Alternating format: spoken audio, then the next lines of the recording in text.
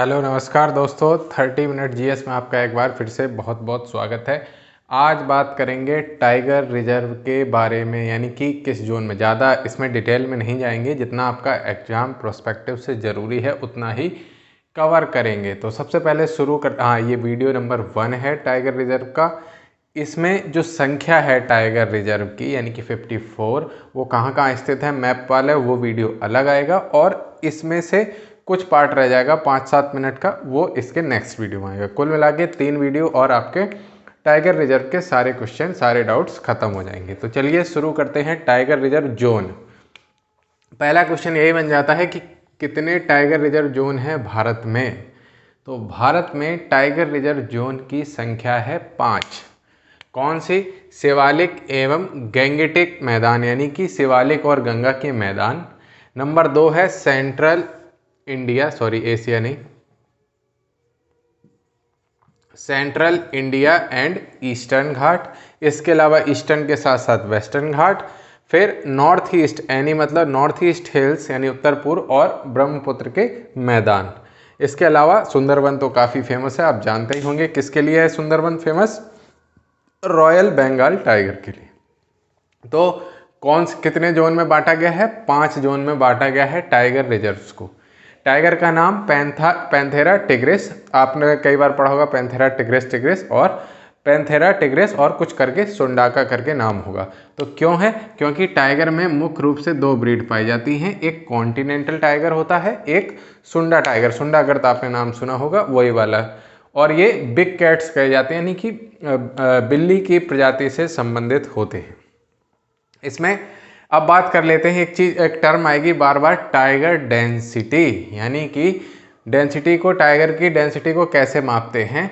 तो वो मापते हैं प्रति 100 किलोमीटर स्क्वायर एरिया में कितने टाइगर हैं। तो अगर क्वेश्चन बन जाए कि कहाँ पर सबसे ज़्यादा टाइगर डेंसिटी पाई जाती है इन 5 क्षेत्रों में, तो आपका आंसर होगा शिवालिक एवं गंगा मैदान, मतलब तराई। तो तराई शिवालिक क्षेत्र में मैक्सिमम टाइगर डेंसिटी पाई जाती है। उसके बाद मध्यवर्ती मैदानों में, जहाँ पर कान्हा बांधवगढ़ है, वहाँ पर पाई जाती है। तो तराई में 10 से 16 टाइगर प्रति 100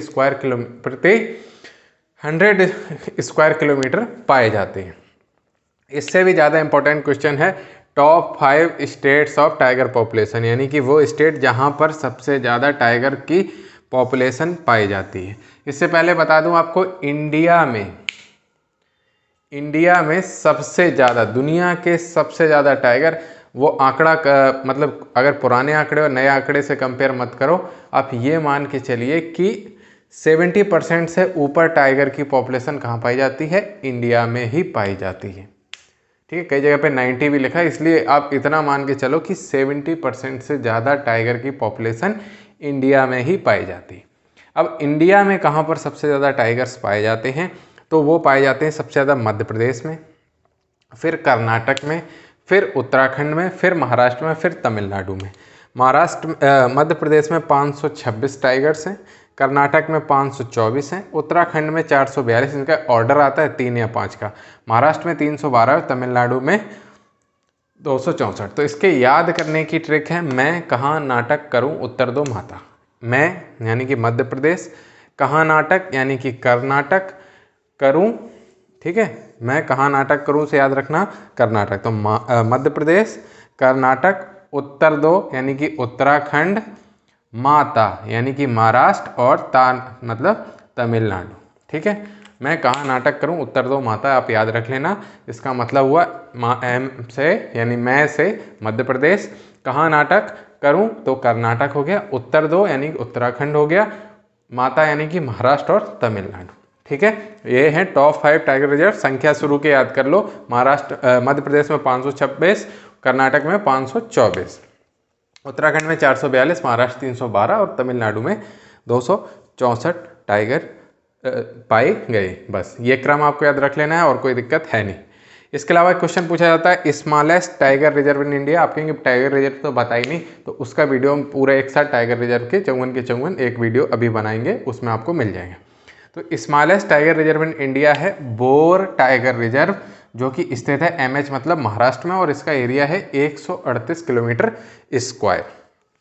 दूसरा क्वेश्चन बन सकता है मैक्सिमम टाइगर रिजर्व कहाँ पर, तो मध्य प्रदेश में भी 6 हैं, महाराष्ट्र में भी 6 हैं। तो अगर आपको ऑप्शन में दोनों मिल जाए, मध्य प्रदेश और महाराष्ट्र, तो आप क्या लगाएंगे, आप लगाएंगे मध्य प्रदेश। क्यों, क्योंकि मध्य प्रदेश में टाइगर्स की संख्या ज़्यादा है। जैसे कि 2 खिलाड़ी होते हैं, सेम रन होगा तो देखा जाता है एवरेज किसका ज़्यादा है, तो उसको टॉप पे मानते हैं ना, इस तरह से। तो आपको अगर एमपी महाराष्ट्र दोनों मिल जाएं तो सबसे ज़्यादा टाइगर रिजर्व कहाँ पर हैं, मध्य प्रदेश में है। तो मध्य प्रदेश महाराष्ट्र दोनों में 6-6, लेकिन एक ही ऑप्शन चुनना हो तो मध्य प्रदेश चुन लेना। और पेंच जो टाइगर रिजर्व है वो मध्य प्रदेश में भी है, महाराष्ट्र में भी है, दोनों जगह पर है।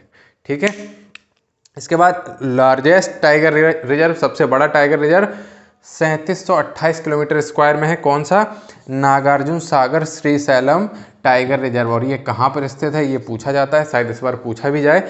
ये कहाँ पर स्थित है, नागार्जुन सागर श्रीशैलम टाइगर रिजर्व, आंध्र प्रदेश में स्थित है। इसके बाद बात करते हैं कुछ ढंग की, ये तो फालतू बात हो गई। एनटीसीए, एनटीसीए क्या है, नेशनल टाइगर कंजर्वेशन अथॉरिटी।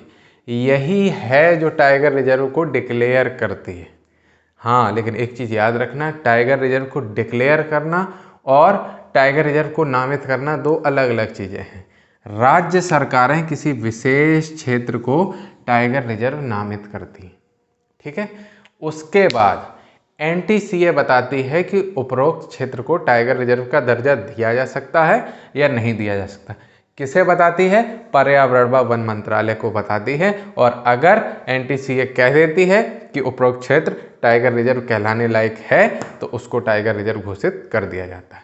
यानी कि अध्याचन या नामित कौन करेगा, राज्य सरकार, और उसको मंजूरी कौन देगा, एनटीसीए, और बाद में उस पर फाइनल साइन पर्यावरण एवं वन मंत्रालय की। ठीक है, तो एनटीसीए का गठन कब हुआ, क्वेश्चन पूछ लें तो आपको सन याद रख लेना है 2005 में।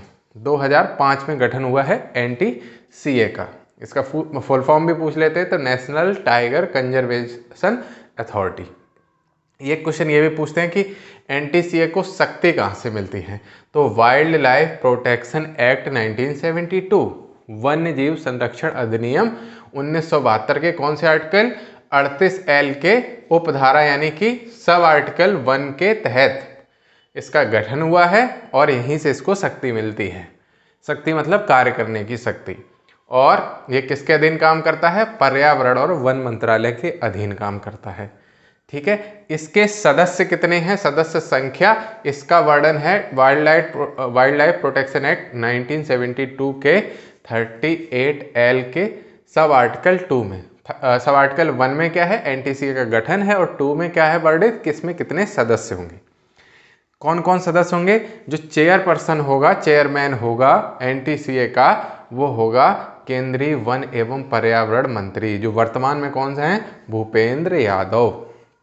वाइस चेयरमैन कौन होगा, केंद्रीय वन एवं पर्यावरण मंत्रालय के राज्य मंत्री, वो कौन है वर्तमान में, Ashwani Choubey, plus 3 member of parliament रहेंगे।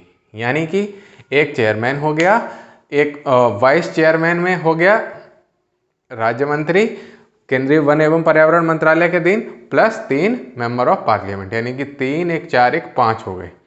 इन 3 में कौन कौन होगा ये अलग है, ठीक है। इन 3 में एक सेक्रेटरी होता है केंद्रीय वन एवं पर्यावरण मंत्रालय का, और 2 अन्य सदस्य होते हैं।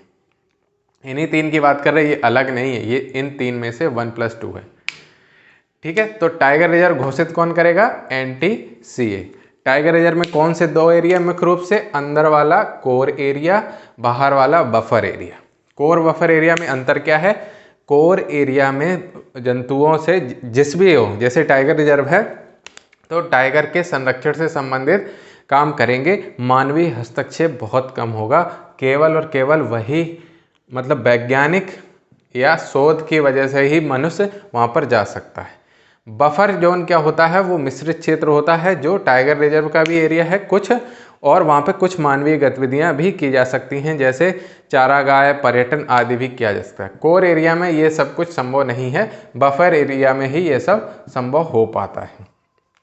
ठीक है, अब प्रोजेक्ट टाइगर की बात करें तो क्वेश्चन पूछ लेते हैं कब शुरू हुआ था, तो 1973 में, और ये 1973 में कितने टाइगर रिजर्व थे? केवल और केवल 9 टाइगर रिजर्व थे। अब कितने टाइगर रिजर्व हो गए हैं? 54 टाइगर रिजर्व हो गए हैं। ठीक है। और जो प्रोजेक्ट टाइगर है वो भारत के 2.21% भूभाग पर कार्य कर रहा है। और टाइगर अब IUCN की इंडेंजर्ड श्रेणी में आते हैं। IUCN रेड डेटा लिस्ट जारी करता है, उसकी इंडेंजर्ड श्रेणी में आते हैं। कौन से? Continental tiger. जबकि चाइना एंड सुमात्रन टाइगर जो आते हैं वो आते हैं क्रिटिकली इंडेंजर्ड श्रेणी में। जैसे रॉयल बंगाल टाइगर है, इंडियन रॉयल बंगाल टाइगर, वो आता है IUCN की इंडेंजर्ड श्रेणी में। लेकिन बांग्लादेश में जो रॉयल बंगाल टाइगर आ रहा है वो आ रहा है क्रिटिकली इंडेंजर्ड श्रेणी में। ज़्यादा चक्कर नहीं पड़ना, केवल ये याद रखो इंडिया में टाइगर किस में आ रहा है IUCN की इंडेंजर्ड श्रेणी में, बस। बाकी आपको याद नहीं करना है। बहुत बहुत धन्यवाद। कुछ पॉइंट बचे हैं वो मैं अभी कवर कर दे रहा हूँ सेकेंड पार्ट में।